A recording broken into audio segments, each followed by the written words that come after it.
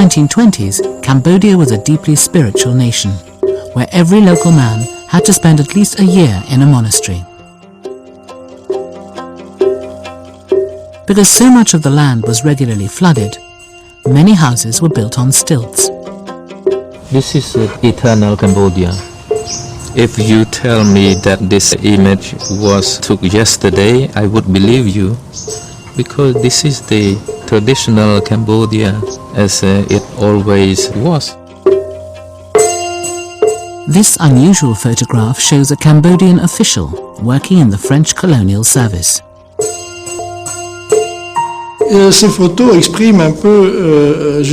These photographs give you a feeling of the transitional quality of things in Cambodia, in this period between modernity and tradition.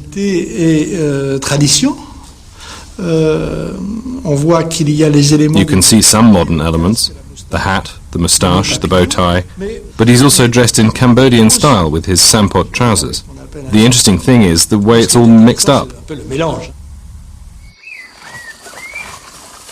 Cambodia had neither the raw materials nor the population of Vietnam, so it couldn't generate huge sums of money for France. But it did possess one of the glories of Indochina, the temple complex of Angkor.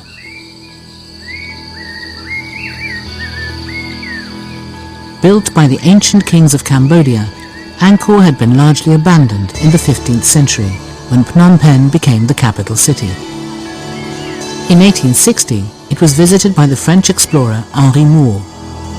Europe was enthralled by his sensational account of amazing temples and dramatic ruins cloaked in dense forest.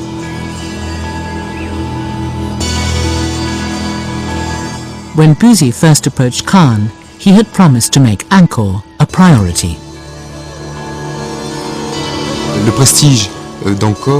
Angkor was a very prestigious site in that era.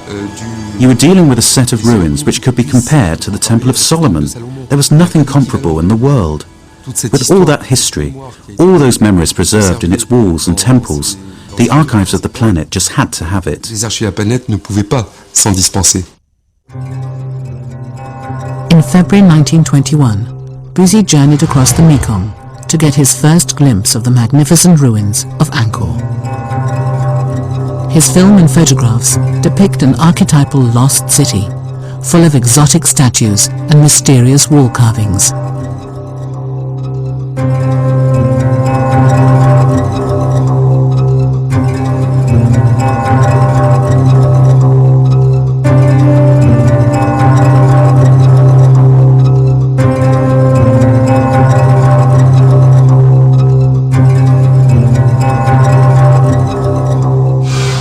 The tallest and best preserved building was called Angkor Wat, the temple of the city. It has always been the symbol of Cambodia. This is the largest, the biggest, the most beautiful temple. You can hardly criticize when you see the general plan of Angkor Wat. If you are an architect, you can hardly find a failure. Everything is perfect.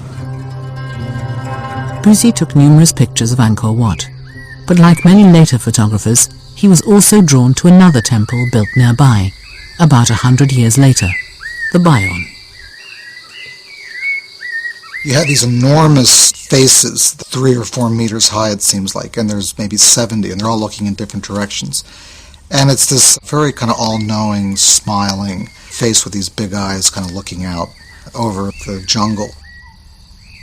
I think one of the challenges of photographing at Bayon is to try and get as many faces in the same frame. And I think in a couple of his photographs, he's been very clever to be able to find the right vantage point. By 1921, French archaeologists had cleared many of the temples and were beginning the long process of restoration. To start with, the priorities were very basics, clearing temples one by one. It was a task which was really a challenging, very exciting one, because this is one of the largest archaeological sites in the world. They started to introduce restoration, and I mean spectacular restoration, where they rebuilt integrally some monuments which had previously completely disappeared. In addition to the small army of Cambodians employed by the French to clear the site, Bussy found the lost city of Angkor to be a surprisingly busy place. His trip coincided with an official visit by a Siamese prince and his entourage. He photographed local boys fishing with bamboo baskets in a temple moat, and a Cambodian family in front of their country's most important monument. Inside Angkor Wat, he took dozens of portraits of monks. It was built to represent Mount Meru, which in Hinduism is the home of the gods. But over the centuries, Angkor Wat had become an important site for Cambodian Buddhists.